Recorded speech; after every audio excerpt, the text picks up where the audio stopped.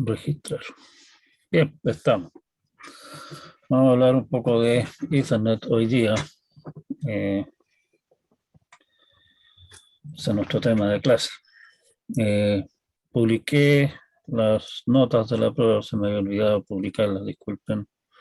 Ayer en la mañana me publiqué la planilla. Por favor, revisen que lo que aparece en la planilla corresponde con los comentarios que les publiqué a su entrega de la prueba.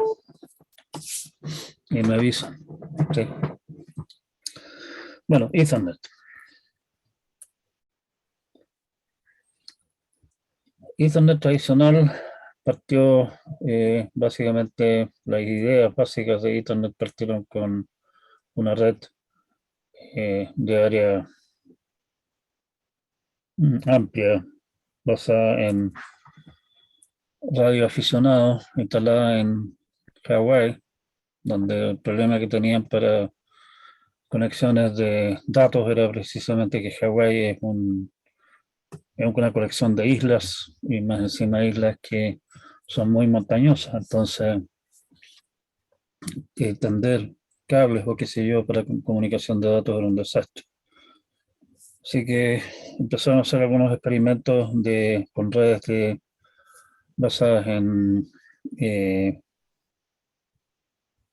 básicamente radioaficionados, digamos, y a esa red le pusieron el nombre de Aloha, y a eso vienen un poco estos monos que están bailando acá en esta cuestión.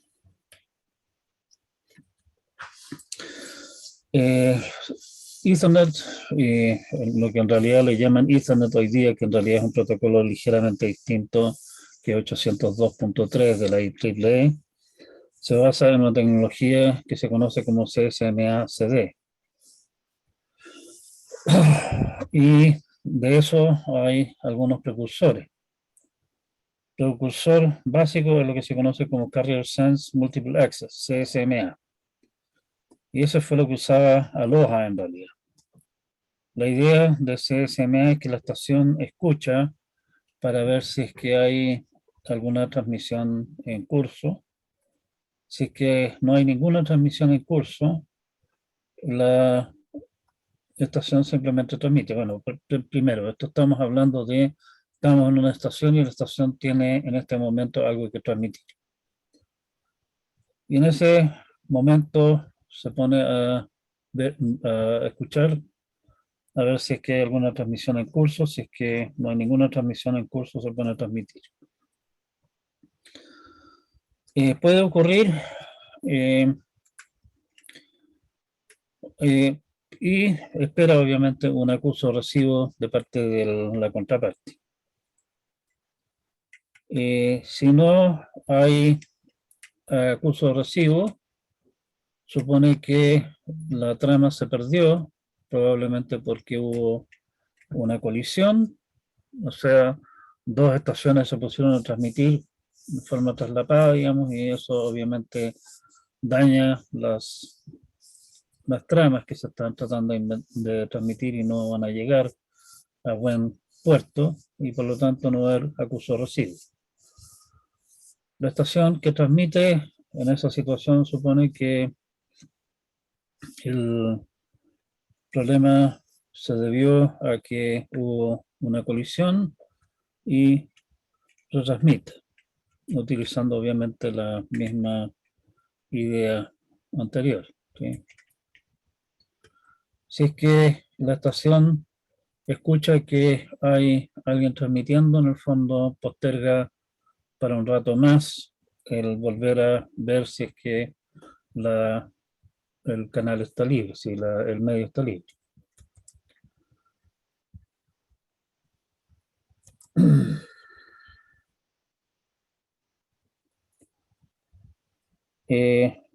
Bueno, hay varias versiones de CSMA que se difieren básicamente en la idea de qué hacer en caso de que encontramos el canal ocupado. CSMA1 persistente tiene la ventaja de que evita tiempos en el cual el canal está en desuso, particularmente si hay pocas estaciones. Las reglas son bastante sencillas. Si el medio está libre, transmita. Si el medio está ocupado, espera que la transmisión termine y transmite inmediatamente. Obviamente en este caso las estaciones se están comportando en forma egoísta, digamos, y el problema que hay es que si hay dos o más estaciones que están intentando transmitir a la vez, esto garantiza una colisión y obviamente todo el cuento se va derechamente a la espalda. P persistente es un compromiso para tratar de disminuir las colisiones y también controlar el tiempo en desuso, digamos. CSMAP persistente lo que hace es que si encuentra que el medio está libre, transmite con probabilidad P y espera una unidad de tiempo con probabilidad 1 menos P. Si el medio está ocupado, espere a que el medio esté libre y repita el paso 1. Si la transmisión se retrasa por una unidad de tiempo, también vuelva al punto 1. Esto en el fondo suena medio tonto, digamos, pero el hecho de que las estaciones como que se echen un poco para atrás hace que el problema que producía el que hubiesen varios que tengan intenciones de transmitir a la vez no se haga tan terrible. Precisamente el punto clave aquí es que lo que se hace en el caso del punto 2. Si el medio está ocupado, esperar y qué sé yo. El tema acá es que si la carga en la red es alta, esto produce problemas serios de inestabilidad y hay que elegir el P en forma adecuada. O sea, esto es delicado, digamos, y eso obviamente hace que esto no sea en realidad una muy buena idea.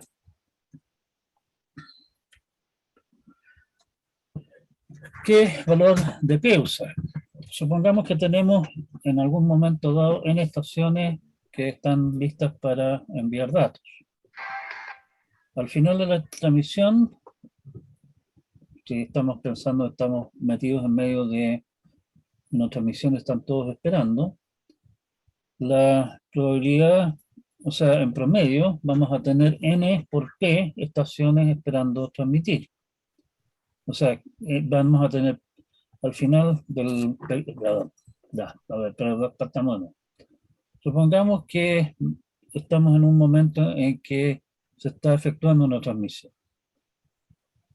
Cuando esa transmisión termina, hay ahora N estaciones que obviamente se pudieron ir agregando a los que estaban esperando a transmitir en el momento que la transmisión termine. Mediante P persistente, eso significa que van a haber en promedio N por P estaciones que van a elegir transmitir en ese momento. ¿Sí? Si N por P es mayor que 1, eso básicamente significa que en promedio vamos a tener una colisión, o sea, tendríamos que elegir el P de tal manera que el P sea, NP sea menor que 1, ¿sí? Para evitar que en promedio tengamos colisiones, lo cual obviamente es dañino, ¿sí?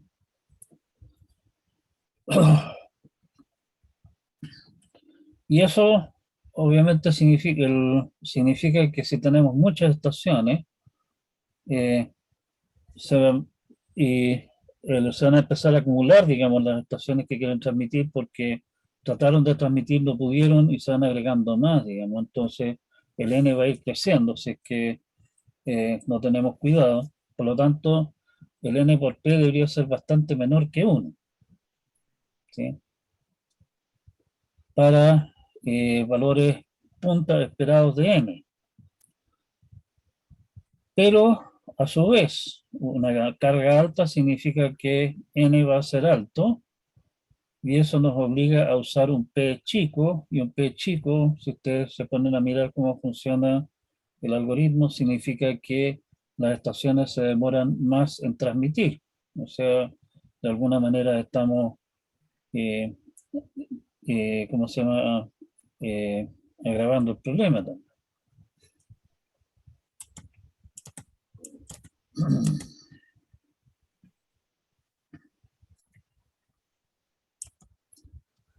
Bien, eh, una variante de CSMA, si ustedes se fijan así como está planteado, simplemente escucha si es que hay tráfico, si no hay tráfico se tira a transmitir sin escuchar nada más. Eso suena un poco tonto hacerlo así, digamos, pero por razones técnicas, particularmente, por ejemplo, en las situaciones que estábamos, las situaciones originales de la red de radioaficionados, ustedes con esa clase de antenas no pueden estar transmitiendo y escuchando a la vez si es que hay alguna otra transmisión. O sea, en el fondo, piénsenlo, estamos tratando de escuchar, de recibir, digamos, una señal débil que viene de una antena lejana en la misma frecuencia en que tenemos nosotros en este instante una señal muy fuerte generada precisamente en este mismo lugar. O sea, no hay cómo darse cuenta de que hay una otra transmisión ¿cómo se llama? En progreso. En el caso de Ethernet, que utiliza un cable coaxial, o sea, la versión original de Ethernet usaba un cable coaxial de aproximadamente cable coaxial de como media pulgada de diámetro, o sea, un tremendo pedazo de cable, digamos. Eh, bueno, pero eso es otro tema distinto. Allí sí existía la posibilidad, en esa clase de situaciones sí existe la posibilidad de estar transmitiendo, enviando una señal a la red y simultáneamente estar monitoreando si es que en la red está circulando alguna otra señal además de la nuestra. Y eso da lugar a lo que llaman CD, Carrier Detect. O sea, ver si es que hay alguna señal adicional a la nuestra en la red. Ethernet usa CSMA-CD, ¿sí?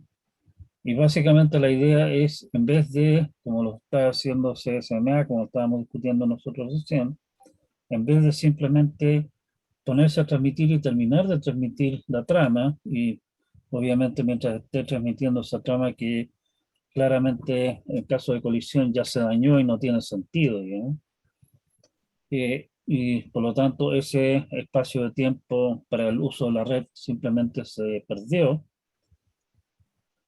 Lo que hace CSMA-CD es, en el momento que se da cuenta que está ocurriendo una colisión, envía una señal especial para básicamente dejarle claro a todo el mundo participante en el cuento de que hubo una colisión y guarda silencio, con lo cual, en el fondo, en vez de utilizar el tiempo para una trama completa, perdido, minimiza el tiempo que se pierde, digamos, por, por colisión.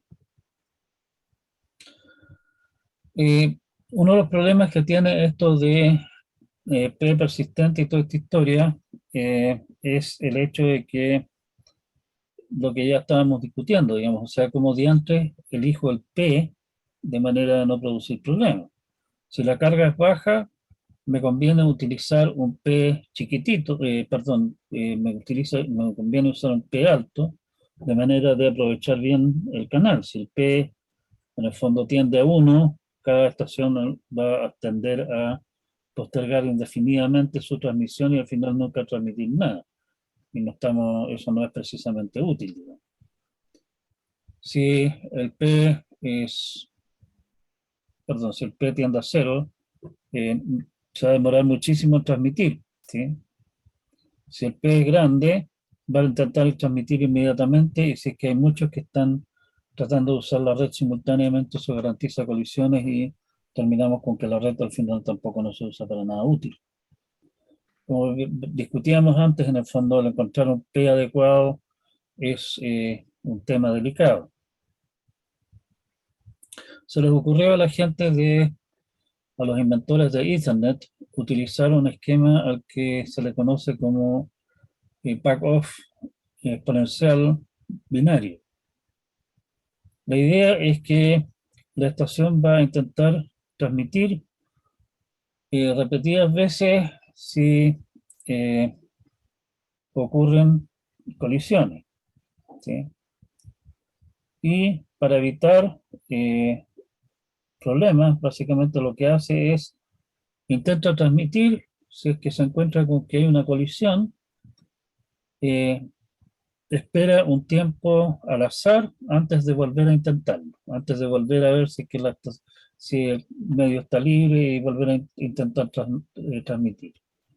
La idea de usar un tiempo de espera al azar es para evitar que ocurra de que, por ejemplo, dos estaciones se quieran poner a transmitir a la vez, se encuentran con que el medio está ocupado o que hay una colisión, los dos esperan un tiempo, el tiempo de espera, ¿cómo se llama? Definido, y vueltas las dos a intentar transmitir nueva colisión, y en el fondo nos vamos a ver en eso que van a ir caminando, van a ir caminando juntas, digamos, y van a estar generando colisiones todas las veces, que obviamente no es deseable. Por eso, la idea es utilizar un retardo al azar, para evitar esa clase de sincronización indeseada, digamos, entre los participantes. Pero también, si es que, por ejemplo, al segundo intento nuevamente encuentro que está ocupada la red, eso lo toma como una indicación de que la red está cargada. Y por lo tanto, lo que debería hacer una persona cortés es hacerse a un lado, esperar un rato a que la congestión disminuya. Y lo que hace entonces Ethernet es, el segundo intento lo hace al doble del tiempo de espera de la primera ronda, digamos nuevamente al azar, obviamente. La tercera intento dos veces el anterior, o sea, esto va creciendo en exponencial binario, o sea, 1, 2, 4, 8 y así. Los primeros 10 intentos, el promedio, digamos, de el retardo se va duplicando cada vez. O sea, se duplica 10 veces, lo que significa que llega a, se multiplica por 1024 en total.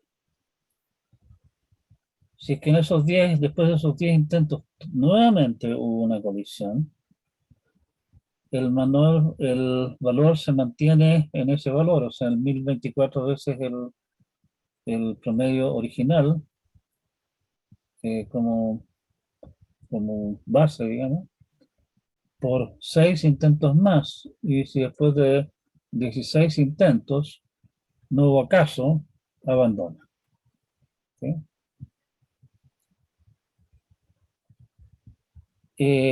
La idea, uno persistente, que en el fondo está implícita de alguna manera en esto, que en el fondo espera a que el canal quede libre, intenta transmitir inmediatamente, y de ahí comienza todo esto del back-off exponencial. Resulta que eso es eficiente, hace uso eficiente del medio, da buenos resultados en términos del flujo de datos que pueden generar las estaciones, va en un rango de cargas de la red bastante grande. Y eso obviamente es importante, o sea, queremos tener un algoritmo, piensen que este algoritmo está incorporado básicamente en la tarjeta de red, ¿sí? O sea, queremos que el algoritmo sea simple y que no tenga demasiados botones que estar ajustando, digamos, ¿sí? Demasiadas perillas que estar ajustando. Queremos que nuestro algoritmo funcione bien cuando en nuestra red tenemos 3 equipos, la estamos recién empezando a utilizar, y que siga funcionando bien cuando en nuestra red tengamos 100 equipos conectados. Que funcione bien cuando el tráfico es bajo, hay unos pocos pajaritos que están usando la red, y que funcione bien también cuando el tráfico es alto, sin tener que estar haciendo ninguna clase de ajustes, sin tener que tener a alguien monitoreando el funcionamiento de la red, digamos, y decir, ups, el tráfico es alto, así que vamos a mover esta perilla, ¿sí? Precisamente lo que estamos buscando con esto, recuerden algunas de las cosas que nosotros habíamos estado discutiendo antes, digamos, precisamente respecto del tema acceso al medio, MAC. Aquí estamos pensando en un mecanismo de coordinar el acceso al medio que sea distribuido.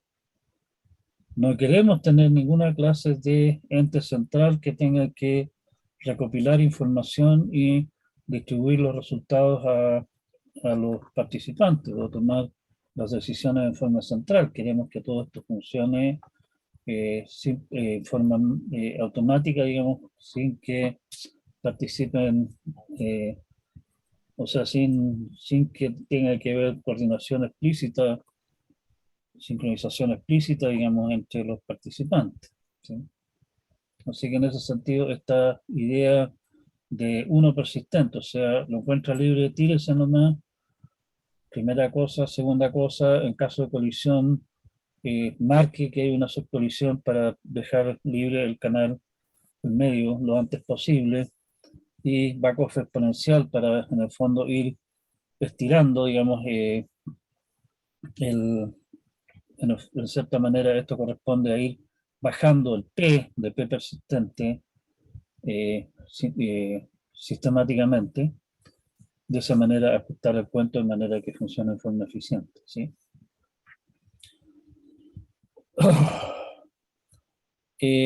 Lo que sí, eso es una posible desventaja de esto, es que este algoritmo de Backhoff tiene un efecto de el último en llegar se ve beneficiado, porque supónganse ustedes que tenemos una colección de estaciones que han estado haciendo intentos por largo rato, digamos, para entrar a la red, y que van en qué sé yo, en sus últimas iteraciones del cuento.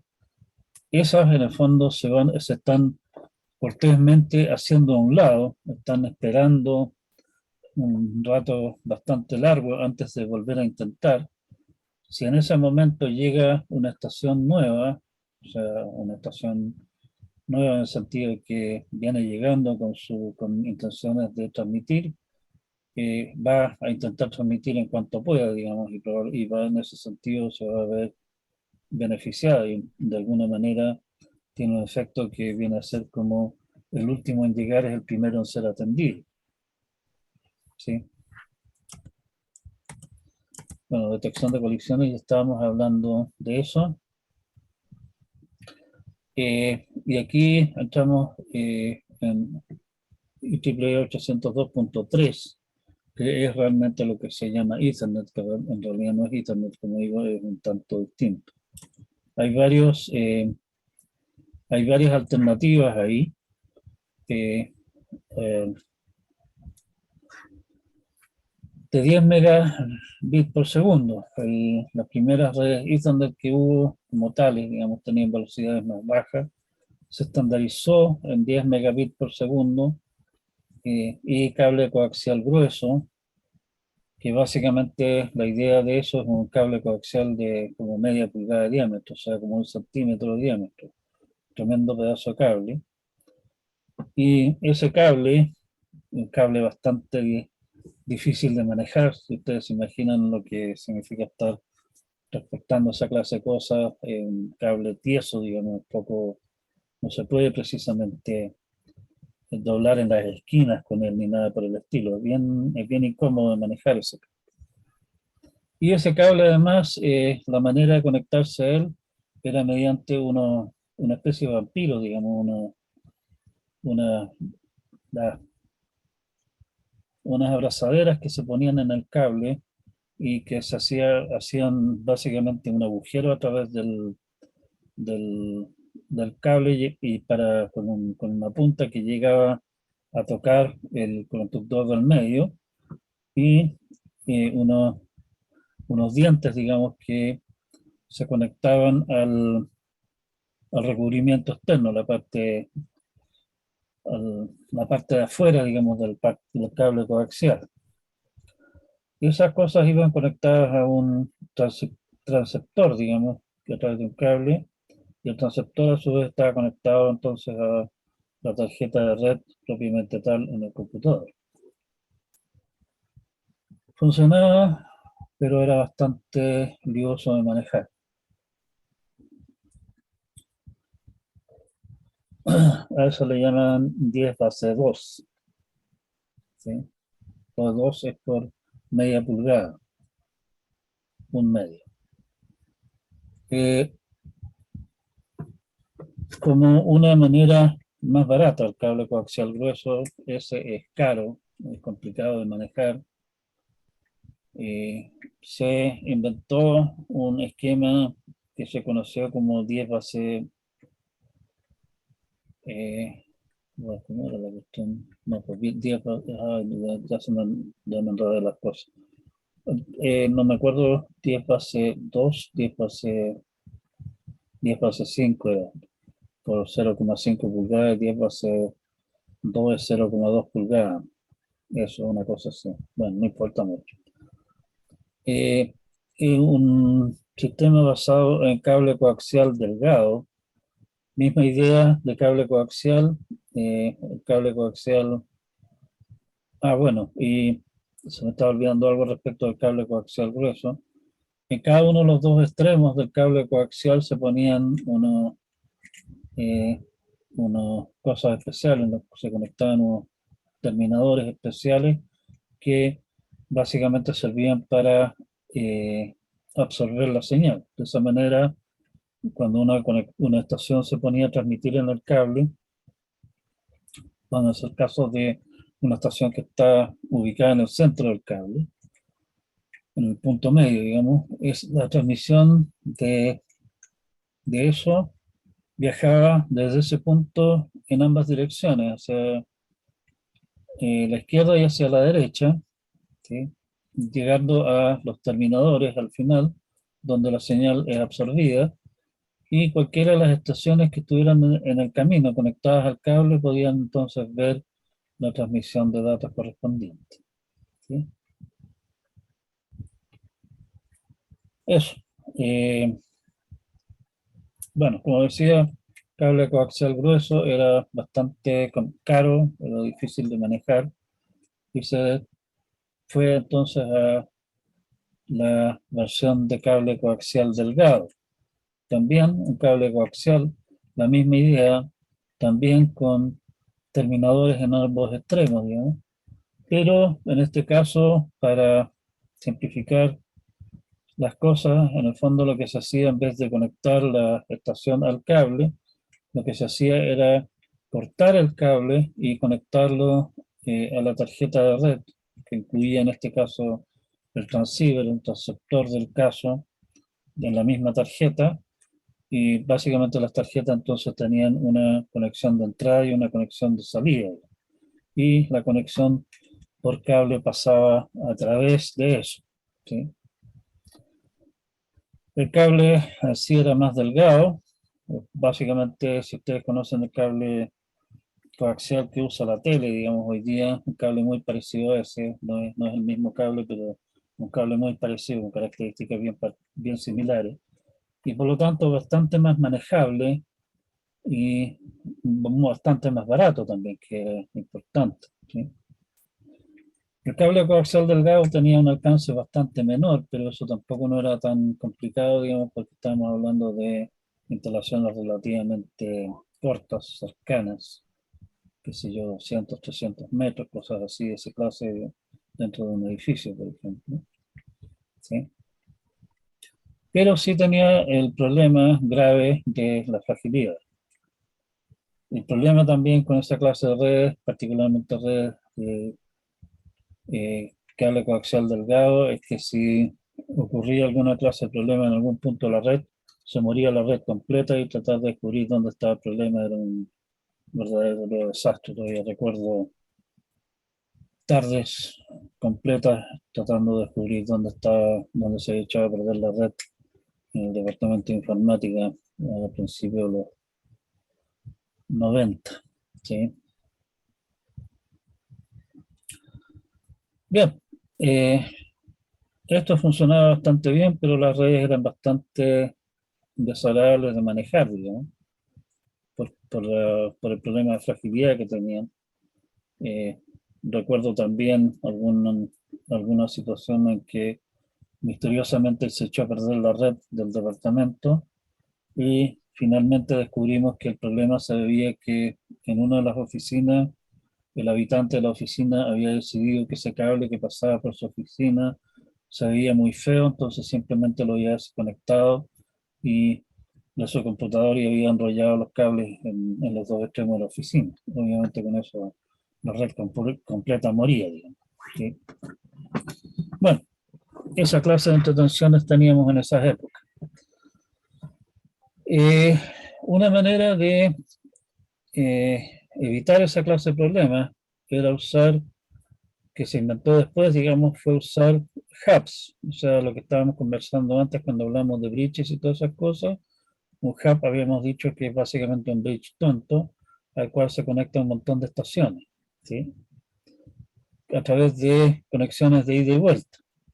Y si es que en alguna de las puertas del hub no hay nada conectado, bueno, simplemente la pasa por alto, ¿sí? O sea, tenemos en el fondo una estructura de cableado en estrella, pero lógicamente el cuento es un bus, o sea, sigue siendo que si que una de las estaciones transmite, eso se transmite a todas las demás, ¿sí? O sea, sigue siendo lógicamente como si estuvieran una después de otra conectadas como las luces en estas cuestiones de luces de árboles de Navidad, ¿sí? Y eso seguía funcionando a 10 megabits por segundo. Recuerdo también en aquellas épocas cuando comenzamos a instalar esta clase de cosas que significó cambiar completamente el cableado del departamento, de instalar estas canaletas plásticas Legrand y todas esas cosas para acomodar esos cables y acomodar también simultáneamente otros cables de corrientes débiles, como le decían los eléctricos, o sea, básicamente cables de señales de datos, o sea, telefonía y red, y por las mismas canaletas, digamos, no aparte de las canaletas por las cuales iban o van los cables de potencia que producen interferencia, ¿sí? Y instalar entonces hubs para conectar toda esta historia. Eh, con eso se podían lograr velocidades de 10 megabits por segundo, que éramos todos muy felices. Después comenzaron a aparecer switches. Un switch, como les comentaba, básicamente es un bridge inteligente con muchas patas que básicamente se da cuenta, ajá, en la pata número 3 está el computador del profesor Fondán y siempre que haya tráfico que no vaya dirigido al computador del profesor Fondán, para que se lo vaya a retransmitir a él.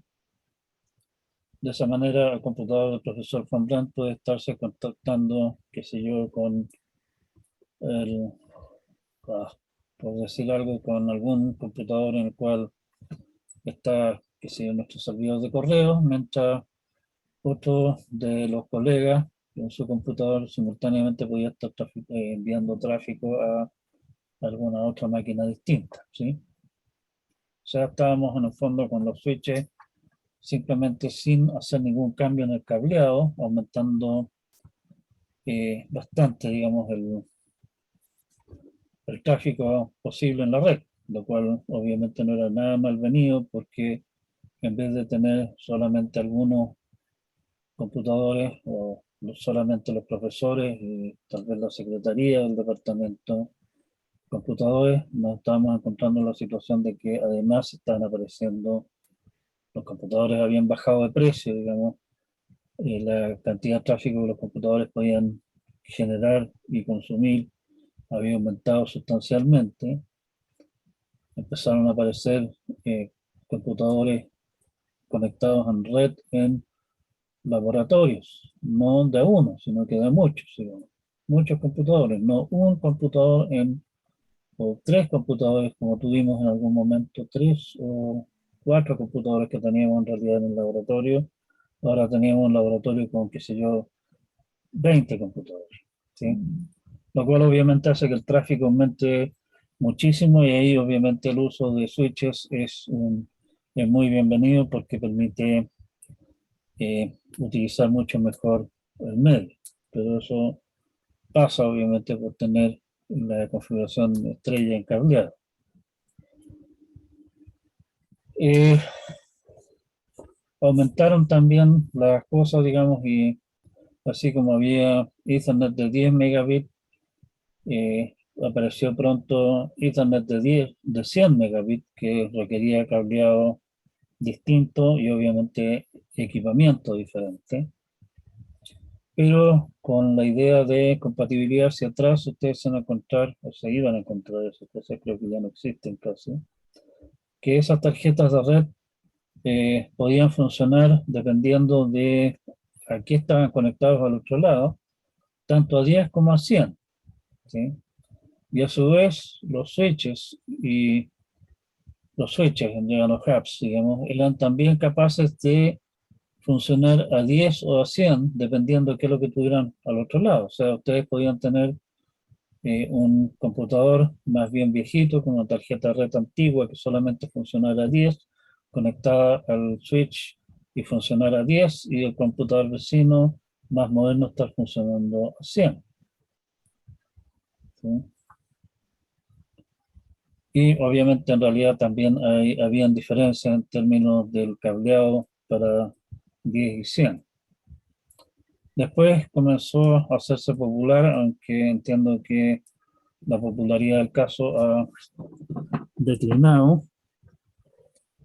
Sí, estoy revisando mi computador actual, ya no tiene ni siquiera con los notebooks, hace no tanto tiempo atrás venían con el puerto Ethernet incorporado de fábrica, digamos, eso ya dejó de ser así. Mi, este computador ya tenía cerca de 2 años. Mi otro computador, el anterior que tenía, que lo tengo hace como 4 años aproximadamente, que se venía con una, con una tarjeta de red externa conectada a través de USB. Y esa tarjeta de red externa funcionaba 10-100, si no me equivoco. El computador que tuve antes de eso, no sé, unos 5, 10, 5, 6 años atrás, venía con una tarjeta que funcionaba a 10, 100 o 1000, integrada en el equipo mismo, digamos. Los equipos se han hecho más chicos y con la tendencia de estar usando Wi-Fi para casi todo, en realidad la red cableada casi no se justifica ya, ¿sí? Pero bueno, esos son pelambres aparte, o sea, no se justifica para notebooks particularmente, pero esos son pelambres aparte. Cableado de 1000, que apareció después también, en realidad los de 100 y de 1000 utilizan, se siguen llamando Ethernet, entre comillas, en realidad no corresponde, pero funcionan distinto, usan cableados diferentes. Las velocidades más altas no funcionan por la vía de utilizar frecuencias más altas en el cable solamente, sino que también en vez de tener, como estábamos hablando del Ethernet tradicional, 10 10 base T, digamos, donde T es twisted, o sea, trenzado, cable de red típico.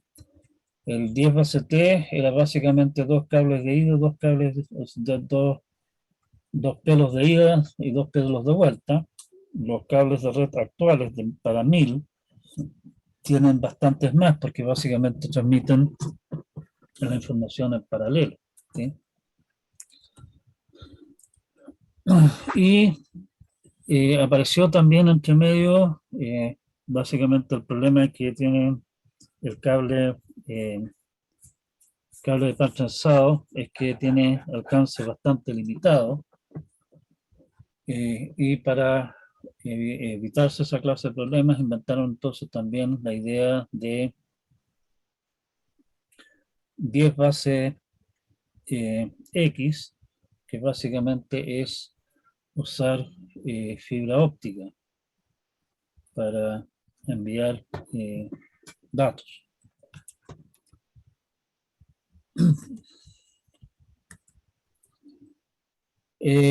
Bueno, Fast Ethernet, o sea, 100 base T, básicamente 100 base algo, como ya les comentaba, permite manejar redes originales de 10 y de 100, precisamente para no obligar a quien quisiera migrar a decir, mire, vamos a instalar una red de 100, así que hay que cambiar todos los computadores, hay que cambiar todo el cableado, hay que cambiar todo. El costo de eso habría resultado prohibitivo y por esa razón entonces la idea era que las cuestiones pudieran coexistir pacíficamente y poder seguir usando el cableado de 10 y obviamente no poder utilizar la mayor velocidad, seguir usando el computador antiguo con su tarjeta de red de 10, que probablemente para el uso que se le estaba dando igual estaba sobrado, digamos, y posiblemente tener en esa red conectados algunos equipos, no todos, a 100, que era una configuración relativamente común, tener eh, switches, digamos, que tenían algunas bocas de 100 y la mayor parte de las bocas en 10. Entonces, se puede hacer mediante eso, y esa era parte de la gracia del switch.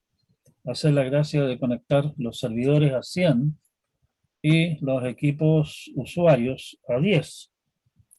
De esa manera, el switch entonces se encargaba de consolidar varios flujos de datos de 10 y en el enlace de 100 que iba al servidor, y de esa manera el servidor que estaba generando, consumiendo mucho más tráfico que las estaciones individuales, realmente estaba usando la velocidad de 100 de la red y las estaciones solamente funcionaban a 10. ¿Sí? Esa clase de configuraciones mixtas fueron inicialmente bastante comunes, pero bueno, obviamente se comenzaron a recablear las cosas, plazos no tan largos, digamos, hubo recambio de computadores, tarjetas de red que se echaban a perder y se reemplazaban por tarjetas más nuevas de 100 y así. Entonces el cuento básicamente en forma eh, paulatina fue migrando a 100. Y cuando apareció la tecnología de 1000 base T, ocurrió más o menos lo mismo. O sea, tarjetas de 1000 en el fondo pueden funcionar a 10, a 100 o a 1000 gigabit Ethernet, ¿sí? Y la misma historia. 1000 sí requiere cableado hecho de forma bastante más cuidadosa. Se requieren conectores especiales y qué sé yo, nunca tan especiales, pero especiales de todas maneras. Y por lo tanto, ahí sí hubo que hacer de forma más enfática, digamos, un recableado por lo menos los equipos conectados a la red había que, o sea, los equipos centrales de la red, los switches, había que cambiarlos todos. Y aparecieron entonces obviamente también equipos, notebooks, por ejemplo, como comentaba mi notebook anterior, tenía una tarjeta de Gigabit Ethernet, ¿sí? Podía funcionar entonces a 1000.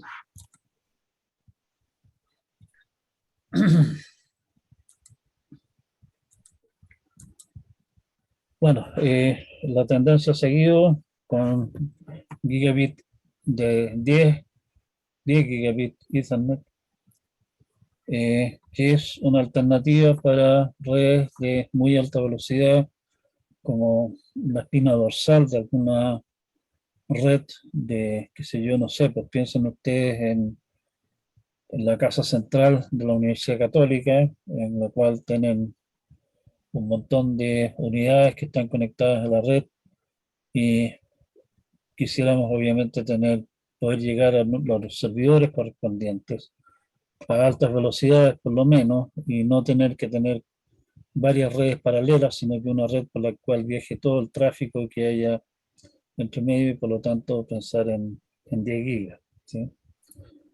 Alternativa a tecnologías como ATM, que en paz descanse, y otras tecnologías WAN. La ventaja es que con esto se podría tener una tecnología uniforme para redes de área local, de área metropolitana y redes de área amplia más o menos chiquititas. ¿Sí?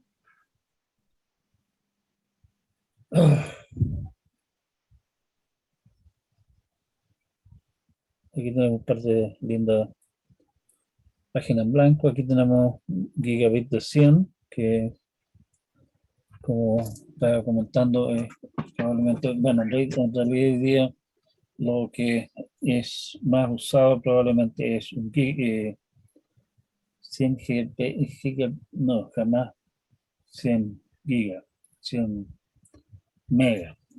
Es un error de tipeo en esta cosa. En su época 100 megas, 100 base T, digamos, era la alternativa estándar de redes cableadas, que pasó a ser redes de 1 giga. ¿Sí? Y hoy día, en el fondo, se están usando redes de 1 giga para conectar entre sí. De eso vamos a hablar un poco más adelante cuando hablemos de Wi-Fi, para conectar entre sí, conectar a los equipos centrales que coordinan todo el cuento, los equipos que sirven para conectarse a la red en forma inalámbrica.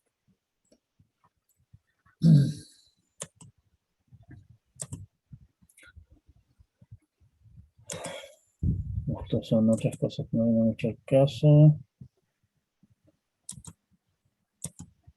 Aquí alternativas en medio, digamos que no ven mucho el caso. Ya, eso.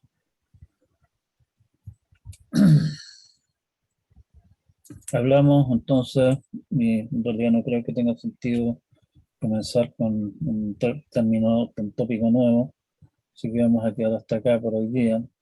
Hablamos del Ethernet tradicional y algunos de sus predecesores, ¿sí? Y Ethernet tradicional dio lugar al estándar 802.3, 802 de la IEEE, el grupo de trabajo que tiene que ver con redes de área local, y el punto 3 tiene que ver precisamente con esta clase de tecnologías, originalmente cable coaxial grueso, después cable coaxial delgado, después una variedad de eh, medios de hipertensado y fibra óptica. Pero la idea básica del manejo del acceso al medio sigue siendo el mismo. O sea, CSMA CD, uno persistente con backoff exponencial, con backoff exponencial binario.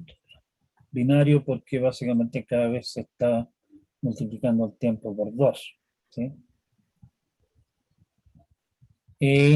Hablamos de VLAN, que en realidad es una cosa que no tiene directa relación con lo que es Ethernet, se podría pensar en construir el mismo tipo de cosas sobre otros medios, digamos, de transmitir cosas, que es básicamente la idea de crear la ilusión, o sea, ahí viene la parte virtual, de que uno está conectado a redes de área local separadas, o sea, puedo tener una red de área local, todo corriendo sobre el mismo medio, sobre el mismo cable. En el mismo cable, pasando por los mismos switches, puedo tener una red de área local virtual para laboratorios que pueden estar, por ejemplo, distribuidos en varios pisos del laboratorio, y aparece como que estuvieran todos en una misma red física, y sobre ese mismo cableado estar corriendo una red de profesores que están en las oficinas, posiblemente incluso entre medio, incrustadas, digamos, entre medio de los laboratorios. O sea, una configuración que yo vi en Estados Unidos era que había en el fondo un laboratorio, un área de trabajo en el cual habían varios estudiantes, digamos, participando, estudiantes de posgrado, trabajando en sus computadores. Al lado de eso, conectado al mismo equipo, al mismo switch, podía haber un espacio en el cual estuvieran trabajando estudiantes de pregrado, y generalmente los estudiantes de posgrado, además allá en Estados Unidos, hacen mucho la pega de que acá en Chile hace un ayudante o un profesor, o sea, dictar clases, tomar pruebas, tener en su computador las notas de los estudiantes, toda esa clase de cosas. Entonces, obviamente no era muy deseable que los estudiantes de pregrado de computación tuvieran acceso a la red en la cual estaban traficando los datos los profesores de su ramo, ¿sí? Y ahí se puede usar entonces una VLAN o VLANs, en el fondo, separadas para aislar, al menos parcialmente, eh, el área de profesores del área de estudiantes, y pedir que se hicieran cosas indebidas. Bien, quedamos hasta acá entonces y vamos a comenzar con un tema distinto a la próxima clase. Les comenté ya que publiqué las notas, les puse como comentario a su entrega del certamen mis comentarios sobre cada una de las preguntas de la prueba con su respectivo puntaje. Publiqué también el resumen de eso en forma de una planilla. Por favor, verifiquen que las notas en sus comentarios coincidan con la planilla.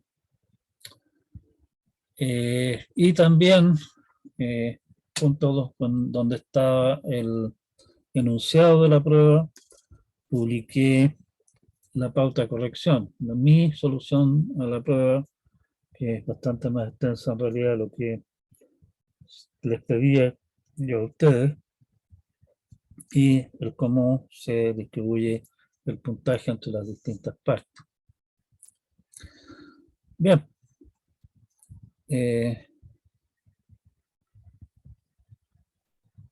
Vamos a quedar hasta acá entonces. Si que no hay más comentarios, quedamos hasta aquí. Nos vemos el día lunes.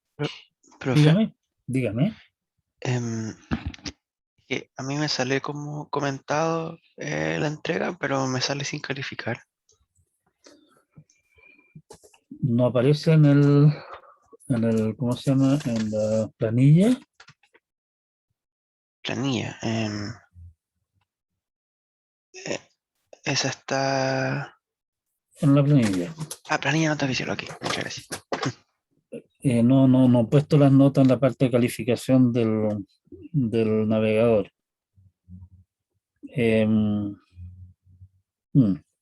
La razón de eso es que esa cosa, la calificación del navegador tiene un límite, o sea, yo no le puedo poner a nadie una nota que, o sea, no le puedo poner a nadie la nota como la entiendo yo, no le puedo poner un 50, por ejemplo, ¿sí?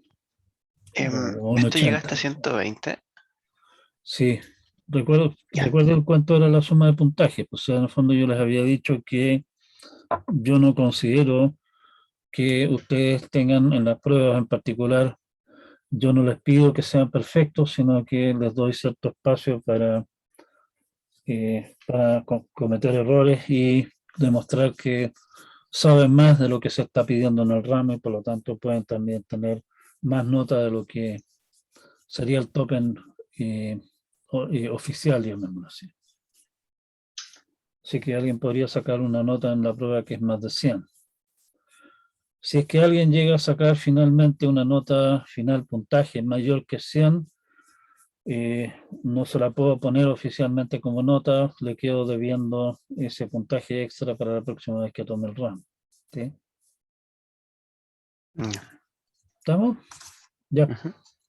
Nos vemos entonces el día lunes. Cualquier discrepancia, por favor, coméntenla y bueno, nos vemos. Chao. Ya, bueno. Chao, profe. Cuídense este Gracias. fin de semana, pasando muy bien. Igualmente.